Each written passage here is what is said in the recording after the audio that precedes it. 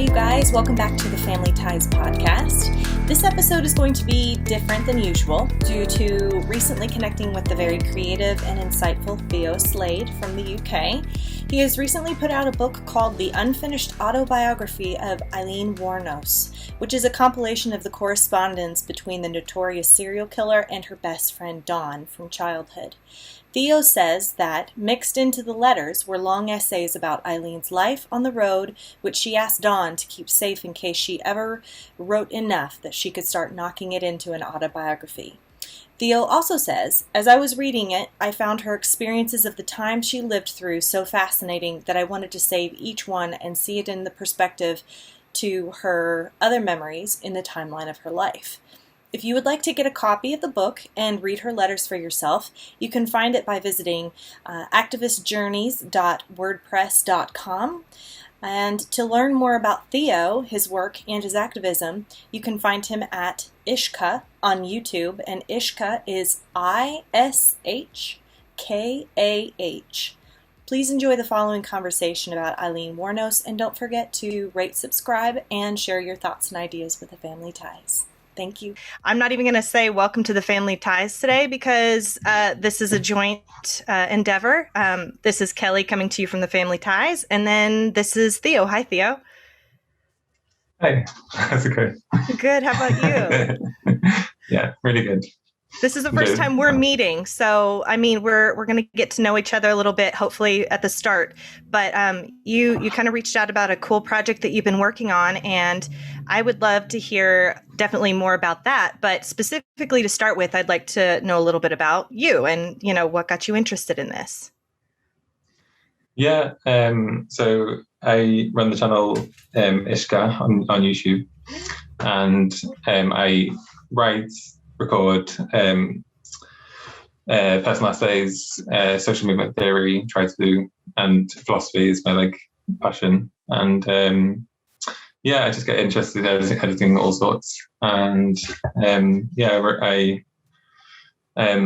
read this book, Dear Dawn, which is about the life of the prison letter correspondence between Aileen Wuornos and her best friend from childhood, and I thought it was really fascinating. I wanted to sort the letters into an order that was more that the book was in the timeline of the correspondence of the letters from the start of her being in prison to the end.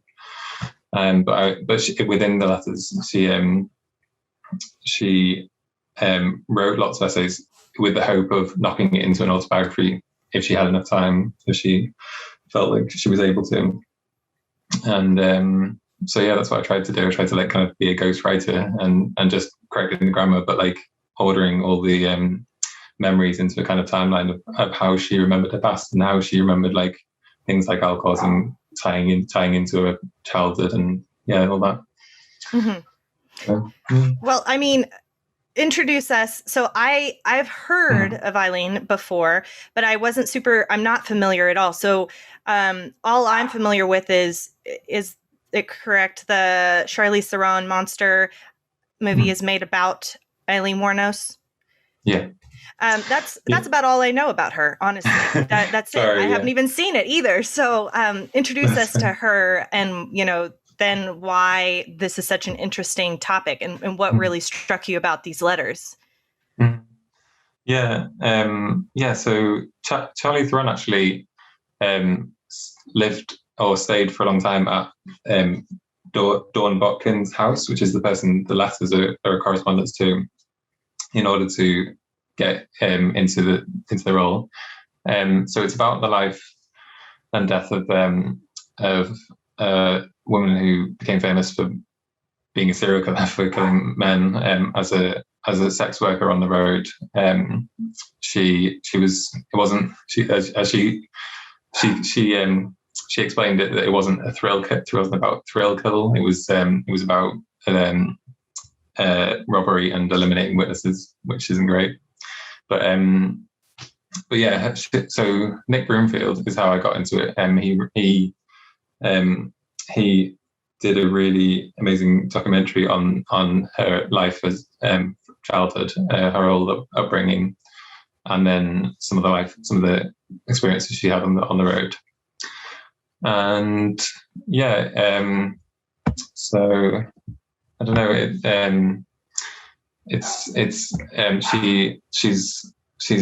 She was homeless from the age of 13. There's lots of there's so many stories that are like fascinating that tell us about like the time that she grew up and what the kind of culture was at the time and her kind of character of like of her determination to set out and on her own independence, whatever the risks and stuff. So there were a lot of interesting aspects to the story and character. Mm-hmm. How long ago did you read this book about her? And then from what point did you start delving into these letters? Are they all available like for public record, or are they public record, or did you have to do some really deep digging to find these correspondences? Yeah, well, so 10 years ago, the book came out, Dear Dawn, and that is the main source of my book. Just reorganizing and grammar correcting and typing and editing it all.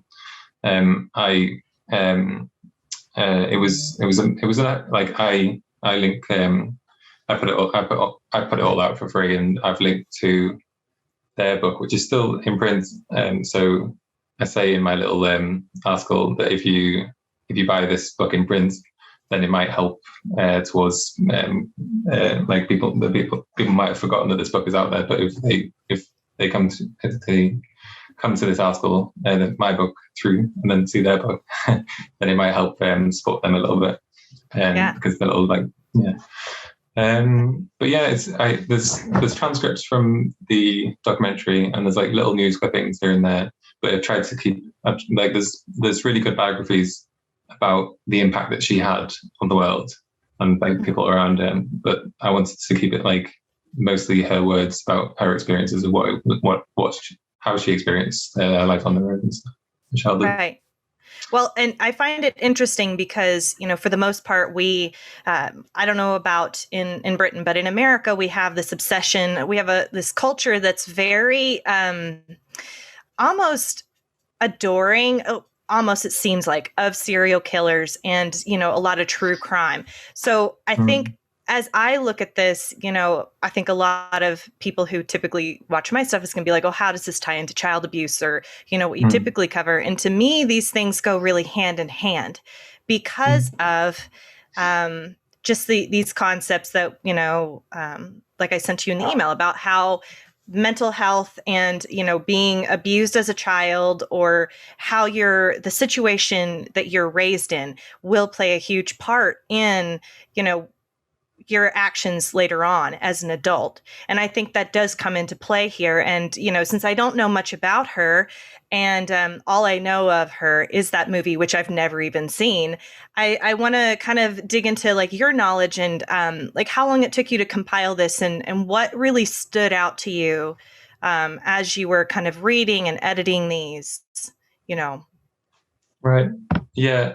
So it was because I knew it wasn't going to be like a for profit thing. I just let myself take years to just do little bits here and there, not continuously.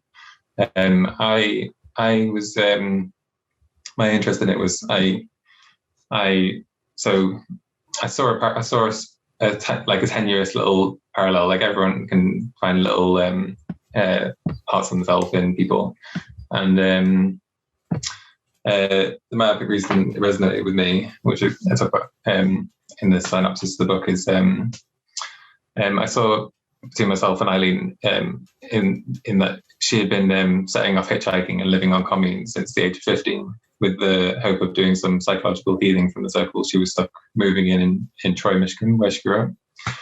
And that this was a very romanticized road to take at the time. Although I don't think Aileen bought into all of that.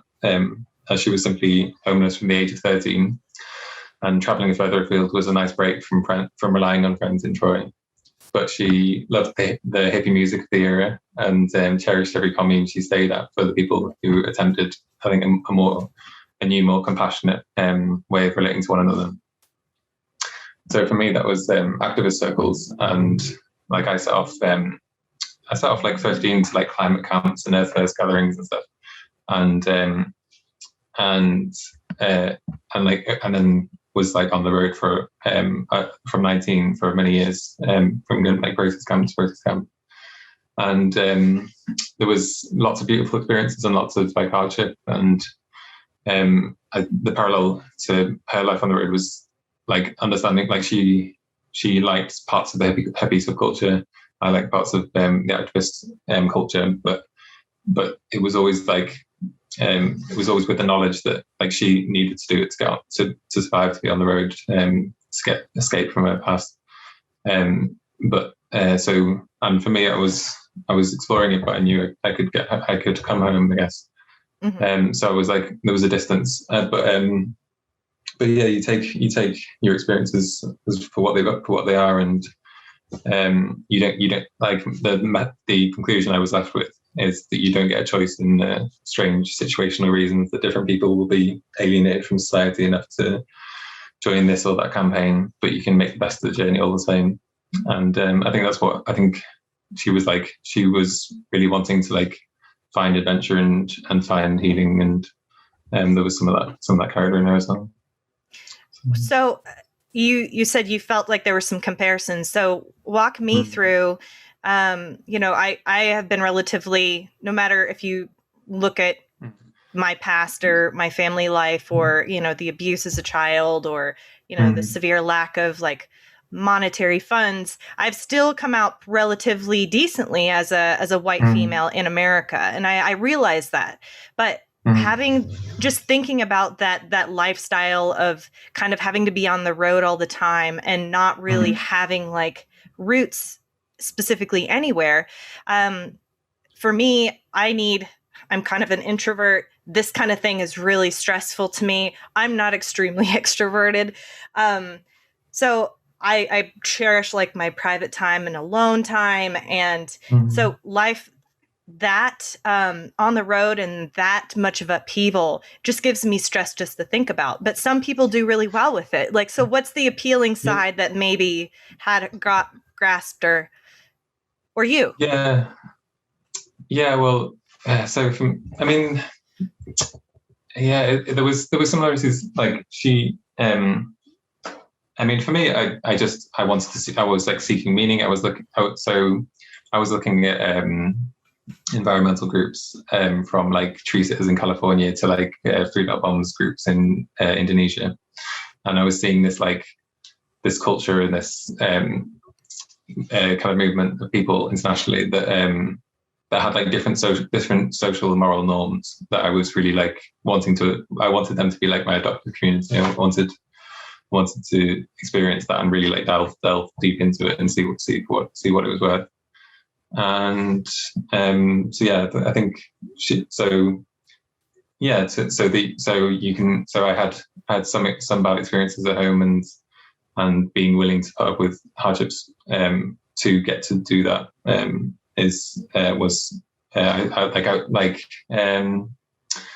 like some people like they can put like a lot of work into their job, and like they can what's the word I'm looking for?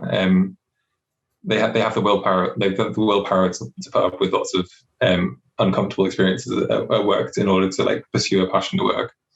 And I can have the willpower to put up with like lots of like risky experiences or uncomfortable physical hardships just to live like a lower impact life, but to get to experience like more like cooperative culture in its like grassroots, and it's like still developing, still trying to become the mainstream culture, trying to become the mainstream politics. I find that fascinating, really, honestly, because it's a whole world that I don't know anything about. And, I'm sure like just like any other culture or community, it has its ups and downs and pros and cons. But I think it's a really interesting concept to kind of go outside of your own comfort zone to specifically see what it's all about. And, I think the older I get, the less I am willing to put myself in uncomfortable positions. And so, maybe 20 something me would have been all over trying something like that and just seeing and exploring a little bit more. But obviously, Aileen didn't have a choice. She was a runaway at the age of 13. Is that correct? Yeah, it was a need for, it was much more of a need for her to build like forts in the woods and just be away from an abusive household, a much like more severe abusive household. Her running away at the age of 13, I can't tell you how many times, like growing up in a really, really physically abusive home, that I thought about on the daily, running away or, self-harming, those types of things. So I can understand the impetus that might set someone off in that direction. Like it's not a hard leap for me in my mind to be like, oh yeah, naturally. Right. Yeah, definitely. So that gets to she was kind of, her life was very much defined by running and existing on her own and like whatever, like not wanting to be controlled. So there was lots of experiences of running away from home and then running away from juvenile detention centers, and just not even for committing a crime, just for being a ward of the state because her parents had declared her that because she wouldn't stay at home. But yeah, she would prefer. So not all abused people, for sure. Not all abused people develop that characteristic of preferring to be strivingly independent no matter what. And it wasn't necessarily a good thing for her. Like in some ways, like we don't know. Like maybe the girls' school that she was sent to, like if she had been able to feel comfortable there, that she could have learned more and like developed more emotional intelligence or something. Mm-hmm. But one thing the thing that we can address within institutions is that care homes today are much less like behavioral focused and much more like therapeutic focused. And so if someone is displaying the characteristics of being a runaway, then you don't like reprimand them or something. You don't like put them in like a high security room. You try to talk it through with them. And if how you're dealing with abuse is there's people in care that some kids have like a sorry, you can stop me anytime if you want to check. No. There's people in care who, some kids that definitely experience trauma through like and I hate you, don't leave me feeling, so towards the carers, because they feel like they need to be in proximity, even to the adults they feel afraid of, because it's about control. It's about like being aware of when the next like violence is going to happen. Like, and at least, even if it's bad for you, at least you can anticipate it, and that's less scary for you. So there's definitely, so for those people, putting in the kind of control that institutions used to do of like Aileen had memories of like security guard dogs like chasing her through woods and razor wire in the forest and stuff. So for someone who, so there's lots of we need to move to a therapeutic approach rather than a behavioral reprimanding approach. Yeah. But especially for kids who have this like need for attachment. Like we used to just always have this like try and be high security, try and keep kids like in prison kind of thing, and especially for them that feeling of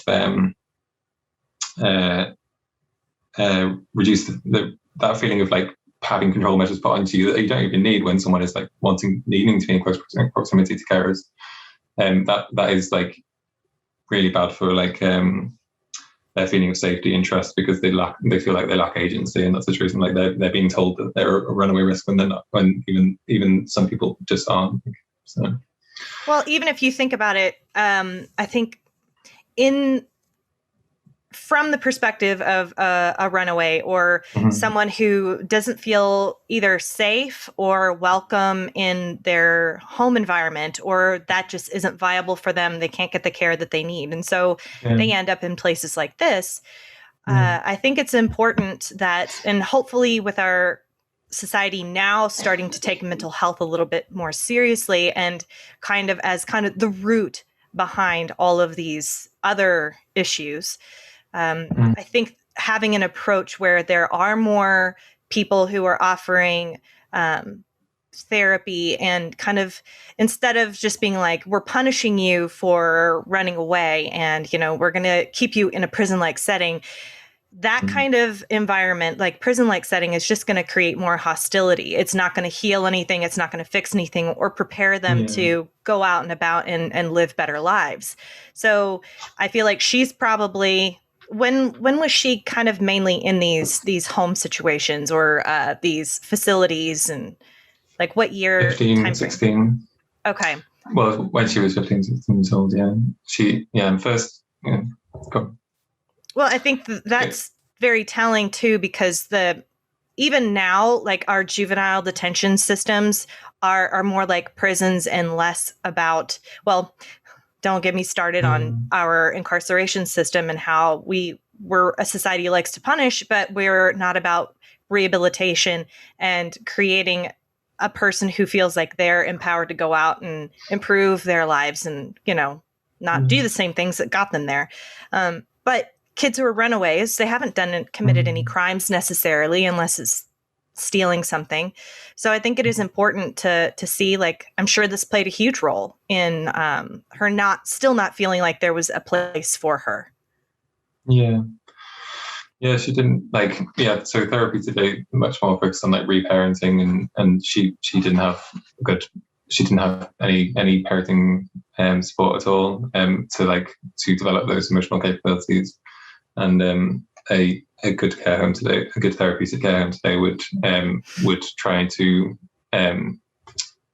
safeguard the child in a way that helps them, like no matter how much the kid tests them, as long as they can keep them safe, that they just give that love to them, so that they can know that they can trust someone, and then they can develop those feelings of empathy again, and like that they can have attachments to people and feel safe with the adults and stuff.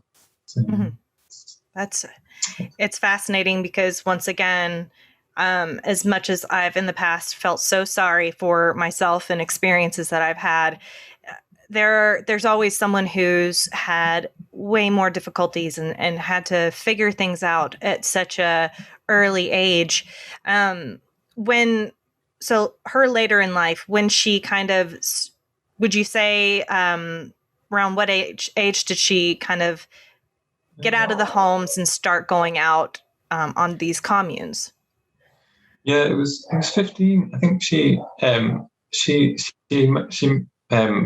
after, like, it was weird. She got so her mum died at 13. She got declared ward at the state at 13. Went to juvenile detention, ran away from that, then got put in a girls' school that was still more like a prison. It was like for problem kids. It was an all girls school, and she stayed like 6 months of that, then ran away back to friends in town, and then she was like sleeping in cars and forts in the woods in the snow in winter. So at 15, she went down to Florida to not to risk freezing to death. And the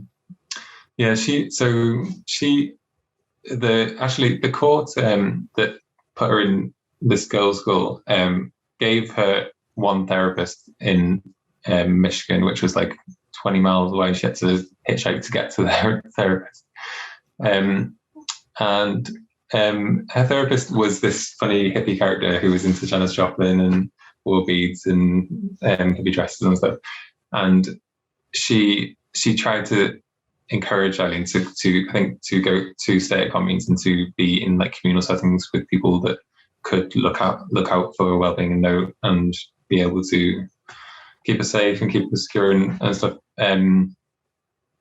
So she did a bit of that at 15, and I think she like, it's not she, like, even though she's written a lot of prison letters, she hasn't told everything. It's not clear exactly the route she's taken all around America, but she ended up in California at one point, and then Florida, and so I think she did visit a lot of communes because they were free places to get food and shelter, and it was the hippie era. But she also tried to get work and rent flats and things, and hopefully, and she had dreams of becoming a pop singer and join bands and stuff. So yeah, it was interesting. Like that, and there's a new movie coming out which maybe they've been able to do more research recently. I'm not sure about people in Europe. Like there's people probably all in America that haven't come forward with their stories. So, but yeah, she lived a really interesting life, and ideally, so the hippie communes were like the start of a new culture of trying to engage people with compassion, and she really valued that. So that would have been like a psychological healing, but obviously it was a lot deeper. Needed a lot of time, and she wanted to adventure around, and part of like reaction to the abuse was like risky sexual behavior, like hitchhiking, sex work, and furthering the abuse because she would get have run into sexual assaults and rapes on the road. So the safety and kind of a little bit more of like almost like a home base that a commune might have been able to provide to her. What do you think kept her kind of not necessarily continuing to stay on the run, but having to continue to move on? What do you think? Is there any evidence in her letters what kind of kept her unsatisfied? Yeah, I think. I think she wanted to. So I think the reason she got into sex work from very early, like 13, with just like hitchhiking out of like gas stations and stuff, was to because her home life was so chaotic, and like she wouldn't always be at school. She kind of did this as a work, like, because she didn't have like the friendship circles in school that get formed. So her way of getting in with friends was money. It was like she felt good about herself. She had agency if she could get money and then support her friends, have a good time with her friends. And I think that always stuck with her. She wanted to adventure, and she wanted to earn lots of money and give and enjoy good times with people, and like make. And so the hippie communes, even though they provided some psychological healing for it, she was in pursuit of. She wanted to make a lot. She wanted to please people, and she wanted to like she wants to form her own little, like, I don't know, something. She got at 27 she started dating women, and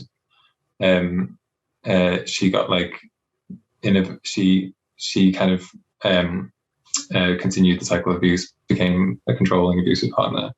But she wanted to, like, she got books on like bushcraft and survival, and she kind of sort of self like a Bonnie and Clyde character, and she wanted to like have these like really strong relationships where she was like autonomous and being the provider, I guess. So it was almost like a masculine regimen.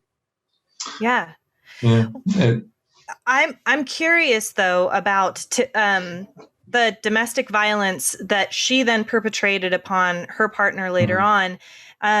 How early do we know of? I mean, maybe she was actually physically abused as a child, but I don't know how much you know about like her past.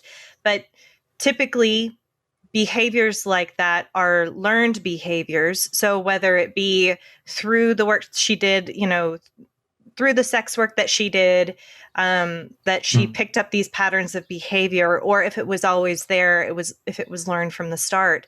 But we tend to kind of perpetuate these patterns and cycles. So what do we know about her past that kind of indicates where that comes into play, the violence? Yeah. So yeah, she was very, she was like intensely bullied, obviously, for people knew that she was doing sex work from a young age, and people knew that she got pregnant at 14, and that was like went to an unwed mother's home and gave up the baby, and that was like a massive scandal, obviously, for the era. They would try to hide girls away, and then when it came out, it was like she was definitely not pure in the eyes of the community, and that was like a big offence. So yeah, she would try to have relationships with boys, and some of them would treat her well when they were alone, and then they would, if they were with other kids, then they would pretend that they didn't know her, and that was really hard for her. Like people would throw rocks at her, we would say horrible names to her.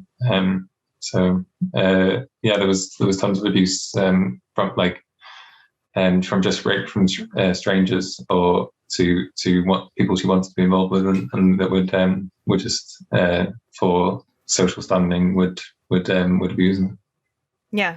And I mean, that kind of thing can typically, if you're picking up this pattern and abusing others, I'm saying you in general, but people who tend to abuse, I think it comes from a place of like, well, someone utilized this over me to gain power in order for me to have agency and to have control of my life. Then I need to assert myself in such a form that I am intimidating. And I'm wondering, I think that is behind a lot of behaviors like this. But I mean, clearly it was learned patterns of behavior over a lifetime. But what point did she start killing people? And what do we think is the catalyst that kind of started that off? Yeah, so that's a lot of things. So it was trying to be in relationships, that stable relationships with men, and getting abused by them, getting raped, sexually assaulted, and having this like intense hatred for men, and the way that they would as a stereotype, but the way that she was like treated in reality, and she would try to be in relationships with men. She attempted suicide with one because one man broke up with her when she was 27, like 26, just before she started dating women. So she was really desperate for someone to validate her, I think. And then when she couldn't get it from men, and she was so abused, she'd been so abused by men, and like started dating them and started seeing that as a real option. It's funny, just a side note, in the documentary, Dawn talks about how gay, like people, no one knew what, there was no like, no one in her hometown, she didn't think, no one knew about gay people, no one knew that was a thing. Like, so that might explain why she didn't date women from early age and didn't like see that as an option. But yeah, when she did start dating women, she kind of, I think she tried to mimic some of the aspects of what she thought. Like, she talked about trying to get her girlfriend Tyria to dress more feminine, and she was kind of reproducing these heterosexual patriarchal kind of modes of existence. So yeah, she struggled to find those relationships with men, and then when she was in relationships with women, she became abusive and reproduced some of those dynamics. And so I mean, she used drugs and alcohol to escape from the memories of all the trauma, I think. So she was drinking so towards the end of her life outside of prison, she was drinking every day and very alcoholic. Like, if she went off alcohol, she probably would have got like DTs and shakes, and it was a feature of her life. I think so. And then so the controlling abusive relationship with Tyria, she really wanted to provide for her. She wanted to feel validated by Tyria, and they were like running into money troubles, and the solution. It's unclear whether the first murder was she did it purely for money, or if something about his, like, she would hitchhike sex work for over the course of like a year, or like she'd been doing it all her life, but like she was running into money problems, and either she had just been set in her mind that they were about to run out of money for like a caravan park and food on the table, and that she needed to in supporting this relationship and needing to feel validated, and not really having a good sense of like the value of life and death because of her abuse, maybe, and the haze of alcoholism. She was either just like cold-blooded, being needed to kill this person to delete a witness, or potentially something he did triggered like feelings of being raped, and that's when she killed him. But definitely not all the rapes, not all the murders were not all the murders were sexual assaults or anything. I think it was within like a space of a year that she started killing men like every 3 months, as well as sex work. But I think she would pick like the richest people and just justify it as like men are evil, and she was supporting a relationship. I find that super interesting because that kind of covers all the different layers that I've been learning, because, boy, have I needed therapy my whole life. And I finally started to be able to afford that, love American healthcare. But as far as this is concerned, so just thinking about how I've been learning that so many of my patterns of behaviors are due to these traumas, and all these things like the risky behaviors you've talked about so far, alcoholism, risky sexual behavior, criminal conduct, repeating the cycle of abuse upon others, incarceration, drug abuse. All those things are typically associated with, past childhood traumas and the way that, you were either raised or treated. So whether you're sexually assaulted as a child, or whether you are, beaten, starved, or just emotionally abused, all those things fit into this puzzle of not necessarily explaining away her actions, but kind of giving a little bit of like a foundation as to like what maybe went into those decisions. And not to ramble, but my mother is extremely mentally ill. And I remember in the 90s, it not being as bad. So I remember there being a progression where there was that nurturingness, but there was still some abuse, but there was like a real humanity to this person. And then as the years progressed and the illness went untreated and other things in life impacted and just added to that trauma, which is still like just out of control, she just turned into a totally different person. And I can see how this woman's life has just kind of all compounded to kind of in her head make sense and excuse away her actions. Yeah. But I find that super interesting. Yeah, it's tragic. If only we can shape our environments to treat people better and remedy it, even if we can't. Like we're not always going to be able to.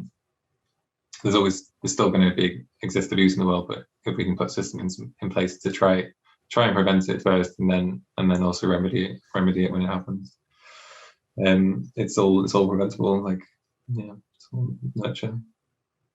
I mean, if we had a way of making sure that people had access to the mental health care that they needed, like if I didn't have to pay a ton of money, like in this day and age, mental health seems to be like a luxury rather than a human right for dignity and just a way to improve your whole life. It's not just like getting a better job is going to help me improve my life. It's these other factors that come down to something so complex that's happening, in your brain, which we still are learning about every day. But I think there's so many things where you just imagine what a person could have been like had they had the support that they needed. And it just feels even more tragic at that point just to think about that, Yeah, definitely.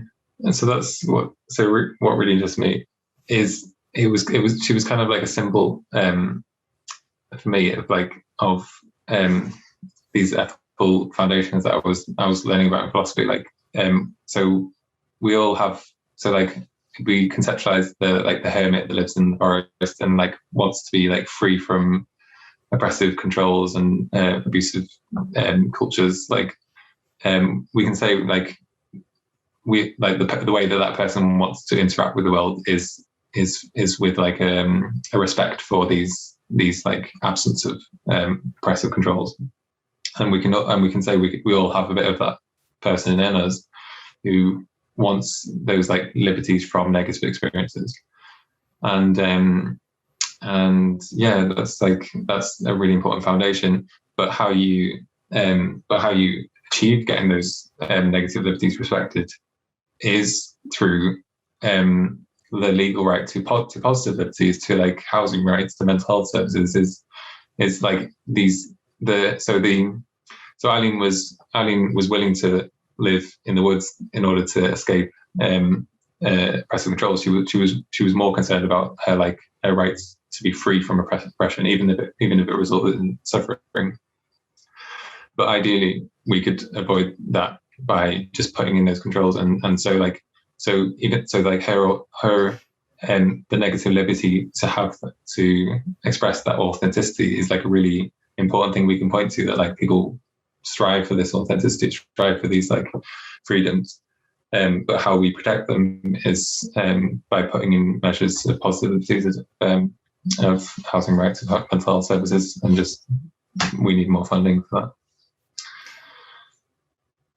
Being someone who was homeschooled and not and had to be self-taught.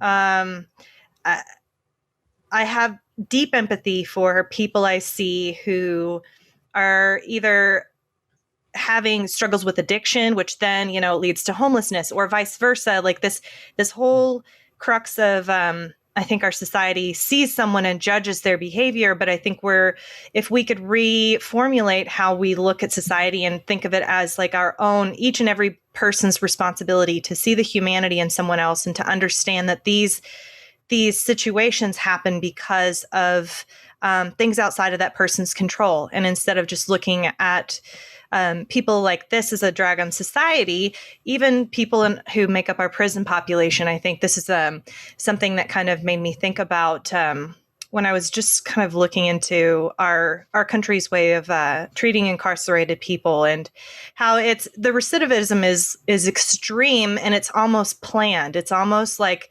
predestined that you are always going to be in this cycle. And our intention as a society isn't to get you in a better place to be better and to have what you need the tools that you need to survive. Mm-hmm. It's just that we've pegged these people as forever not being worthy of human dignity that we expect on a daily basis. And I think all these things do go hand in hand. Mm. Yeah, it's so simple. Like we're intelligent enough as a species to shape our environments to help almost anyone grow up with the emotional intelligence to treat others with kindness, even for purely like selfish reasons, like egoism. But like as long as you're emotionally intelligent to understand that your personal goals are best achieved in cooperation with other people, like anyone can learn that with the right nurturing. Mm-hmm. What about you and your activism? So you've mentioned activism. What is your focus, and what is your passion, and what is your goal for, what you're doing right now? I would love to hear about that. Yeah, I got really invested in the environmental movement, and like from an early age of Sorry. It's okay, don't worry. What dog is it?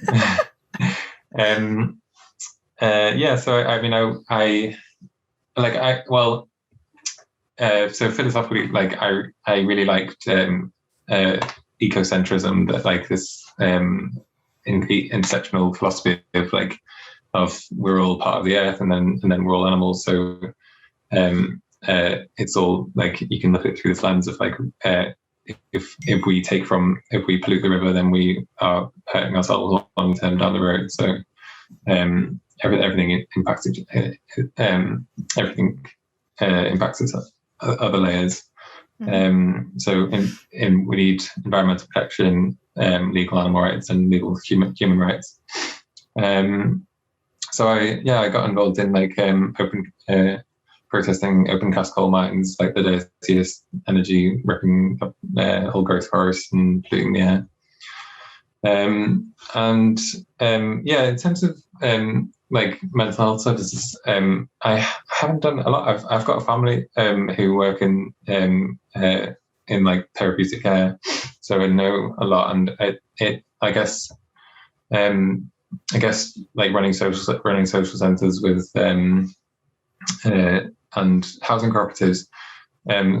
So one of the environmental things that I do, which could transfer over to, which I'd like to see more effort happen on the mental health side, is I do food not bombs tabling, where it's you're meeting the needs of like the poorest people. But you're doing it in a way that's explicitly political. Like you're not just a charity. You're setting up tables in city centres, and you have a banner saying "Food not bombs." We can redistribute food and solve world hunger. And this is like a much more worthy goal than dropping bombs and creating terrorists. And mm-hmm. we can figure out things through different means. Yeah, so that is a way of kind of a little bit like you have a platform, and through that platform you encourage people to write to their MPs, and you show that you can meet the needs of the people. or the poorest people through direct action, through grassroots organising, and then show a gap in the system where this needs funding, this needs doesn't need to be food waste, doesn't need to be food shortages around the world, or as much. And yeah, that's like a dual power campaign where you do the direct action on the ground, and then you try and get internal policies passed on in parties, and try and get people out to vote for parties that are willing to step in and take over or fund what you're already doing. And with mental health services, I think a really interesting thing is I think hilltop communities and housing cooperatives, housing cooperative networks are trying this thing of people, if they have the means, entering housing cooperatives with disabled or neurodivergent people experiencing mental health problems, and supporting them and documenting the process. If you have the headspace and you have the time and you're willing to have like and you have the funds, obviously, to try and live cooperatively, either in separate houses near each other or same house, and documenting the struggles of helping people who have been let down by the system, and showing where these people like didn't have access to mental health services, like in America, that's massive, and showing how much people can improve with just that support, and how it's like so beneficial to society for those people to get that support. And I think doing something like that, and then using your platform to work with electoral politics, I think that's really powerful. So that kind of tactic can be used for lots of struggles, and I think I'd love to see that used. I think it's happening on a very small scale with mental health rights, mental health support, but I'd like to see it happen more on disability rights. So 2 questions, one for you. The first one would be, so do you write about the work that you're doing and like the activism work and just kind of almost like a diary? Is that kind of how you're using your platform, is just to kind of share what you see, share what you're doing? And I know that, I don't know if you're like me, but I'm extremely passionate about politics and social issues. But the thing is that I don't have enough energy and time to spread myself in all the areas that I would like to. So I'm having to focus in on one thing and just be kind of not content, but as content as possible with trying to push for the change that, I feel is important. I mean, yeah, absolutely. It's diversity tactics. We need people advocating online and getting into discussions like these, and just promoting that. We need, like, ideally education, the funding that would be there for education for people to learn this stuff at school. But this thing we're doing on YouTube is it's educating people, helping people learn to think critically themselves, educate themselves. And it's part of the push, definitely. It's difficult. Like, we're a very atomized society. I'm talking to you across the world, and you're trying to be involved in struggles in America, and me in the UK. But we can learn from each other's theory and practice, campaign policy. Is there a particular law or bill that you are kind of working like specifically on to try and get passed or changed or revoked or whatever? Is there one particular thing right now that you're trying to push for that you can educate people on? For me, it's difficult. Like, I know there's like a very stark contrast in my country between the Labour Party and the Conservative Party, and I know about legislation currently that really helped.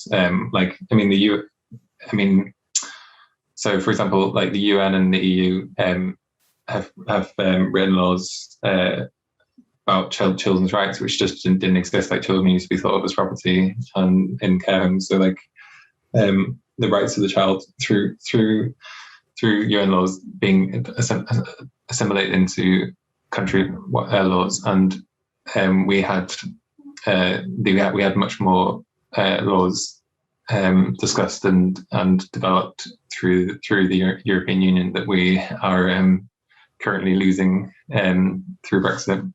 Mm-hmm. So the Labour Party, in not being a pro-Brexit party, in wanting to now rewrite these laws in favour of working class people, they are the party that they in their manifestos they always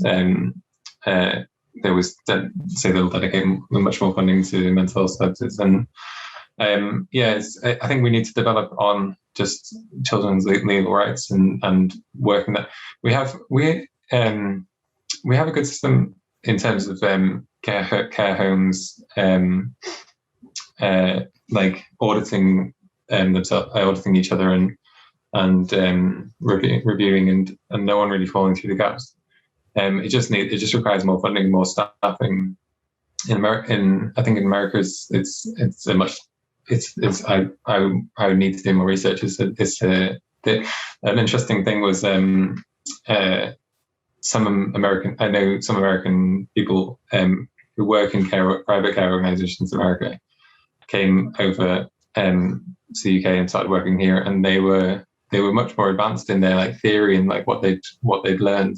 So the actual education is there within like kind of private non-profit charities, but it's just making it like a institutional system-wide thing in America, where people don't fall through the gaps, and making sure that kids do enter these care homes if they need them, or to enter foster care, or just have the social workers there.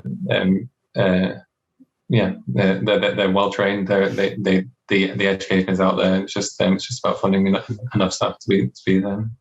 I think it's interesting that you actually said that, because of the fact that you're correct. Like most of the people who, let's just say, working in Child Protective Services, CPS, it's a bureaucracy that no longer works here. But the thing is that, I looked into, okay, so what does it take to be a CPS worker? They're very educated. They're expected to have a degree in, child services or education, or, something related to that field. So they don't just take like the first person who wants to walk in and help kids. But this has created an issue where so we're facing a crisis here in the States where 4 to 7 children die every single day due to neglect and abuse and starvation, all these things totally preventable. But this bureaucracy that's in place is just so underfunded. It's so understaffed. Their turnover is intense. And of course, they don't get paid a terribly livable wage, but they're expected to have all of this knowledge and all of this training. But then, it's like they're dumped in these situations, and then shortcuts are being taken, and kids are falling through the cracks. So that leads to a question of how do we get more people working these jobs to help protect these kids who may not necessarily have this degree? Should we have an instituted training program for people who want to do this? Like I would have jumped in and tried to start in like CPS myself if I was qualified. My degree is in something totally different. I'd have to go back to school. And it's like, well, right. I don't have the time or money to do that. And I think that's the position a lot of people are in who want to make a positive impact. So those types of things seem to be hindering progress. Yeah, absolutely. And I guess it's a matter of campaigning, advocating that this really desperately needs funding, and like, you're doing it through your YouTube channel. It's like the main thing I can say is documenting like people doing it on like people documenting the work that people documenting what mental health services is really like, and doing whether they're doing it in whether they're doing it in paid work or whether they're doing it with a family member or like a or like a group. Like I think, yeah, I just think like campaign groups where you have like a public platform, and you're encouraging people who follow your work and follow what you're doing to write to your MP to vote on internal party policies so then go out and door knock and try, if they can, obviously, to try and get these policies into law. And it's a really, really long struggle, and it's really heart-wrenching. And but yeah, it's the world we live in. Like, we're up against stiff opposition and like billionaires funding Fox News to distract people with like culture war stuff about like war on Christmas. But Dr. Seuss, Seuss, man, okay, Mr. Potato. Yeah. Those are the important things. Yeah. So we're up against a lot, and we're just gonna have to keep plugging away. Like there's like I admire the hippie counselor in the story of Aileen Wuornos, and that was back in the 70s, and there'll be people back in the 30s who are fighting for disability rights. That just we have to learn from some of their things, some of their tactics, and just keep plugging away, and it's relentless. But, yeah. Well, I think that ties super nicely into just kind of where I would like to end the, like, what I'm kind of hinting at here. Like when I read through like the things that you had sent and the discussion points, like I definitely want to read these letters and just kind of just for curiosity's sake. I do think though that this does speak to so many issues, broad issues about rights for children, and just like that being where everything starts, and everything starts at home, and what's shaping your world. But I think my frustration in seeing laws passed here in the States, and I don't know if you're super aware of this, but so I don't know what homeschooling laws are like in the UK, right.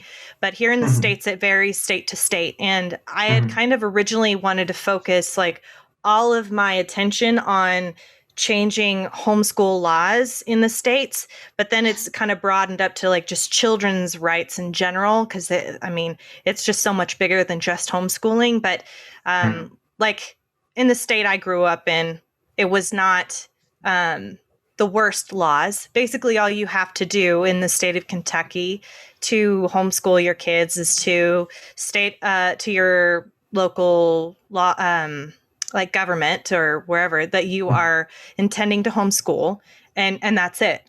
You don't have to prove that you have a curriculum. You don't have to send in any test results. So it tends to be this thing that people use to hide bad behavior or, abuse and treatment of kids, or in my case, religious extremism. And that has kind of been, that root is like the main thing holding back the progress today. Because in like the state of Hawaii, a number of years ago, pretty recently, within the past 10 years, there was a really tragic case, and they had gone to try and change the state law to say, okay, we need to add a clause that says, if you're going to homeschool, you cannot have any kind of physical or sexual assault charges against you, and no like past CPS cases. And the amount of homeschooling people that came out to protest this, it seemed so like a duh. Like, why would that be a problem? Yeah. But the amount of people that have been riled up to be so afraid of any government intervention has made it impossible for any laws to be passed. So people like my parents, who are part of the Homeschool Legal Defense Association, the HSLDA gets them worked up and is like, there's this law they're trying to pass in this state that's going to make it to where it's harder for you to homeschool and you won't have the freedoms. And so they just get all riled up. So Yeah. we're unable to pass these things because these legislators are like, well, people don't think this is a good idea. This must not be a good idea. And it's just, it's based in fear and definitely not with the mindset of children or human rights in mind. And it's extremely frustrating. So there's just so much work to be done, and it's tough to figure out how to make it happen. It is, yeah. This is incredibly hard. I mean, yeah, I don't know. It's like I don't know what else to say. It's just a thankless task. You have to. I mean, we can find comicals with other struggles, and we can just keep trying to get people out there to hear the message. I don't know. Like I got like the philosophy, like so the discussions like this. As long as so education funding, as long as we are getting more educated as a society, so there are like nuggets of hope.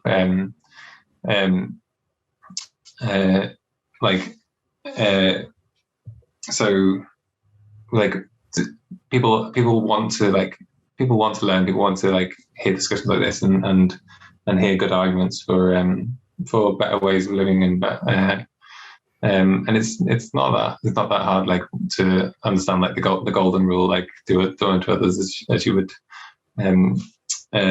So yeah, I don't know. It's there's a lot of like institutional challenges, but then also there's like the human cooperation and mutual aid and solidarity that is underneath all that can be found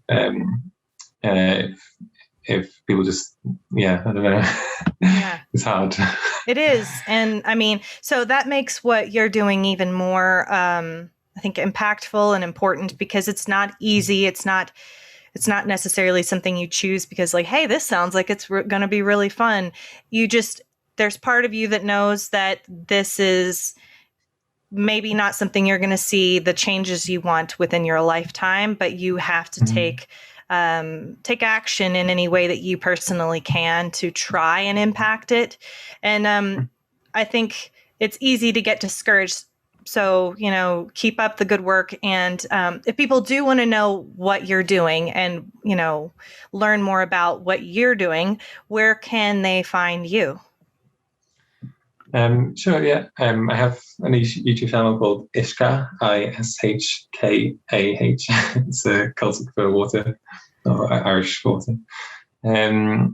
If you search Unfinished Autobiography of Aileen Wuornos, the first post will be my website where you can download it for free in lots of formats. And then second will be Amazon, where you can buy a hard copy if you want it in print, paperback. And then, so like in terms of researching things like this, my book obviously deals with Eileen's perspective on everything she experienced in life before the murders. But there's the best researched book describing the wider impact she had on others is called Lethal Intent by Susan Sondler, isn't it? But Lethal Intent is a very good book. Then I'd recommend The Map of My Life, the story of Emma Humphreys, which details the life of the first domestic abuse survivor to have in the UK anyway, to have a sentence reduced on appeal for killing her abuser in a traumatized state of mind, in which the jury accepted that basically she thought she was acting in self-defense. She'd been raped and abused by this person for years, and that led to changes in the law through like her legal precedent, which was really interesting, in the grassroots activism that was part of that.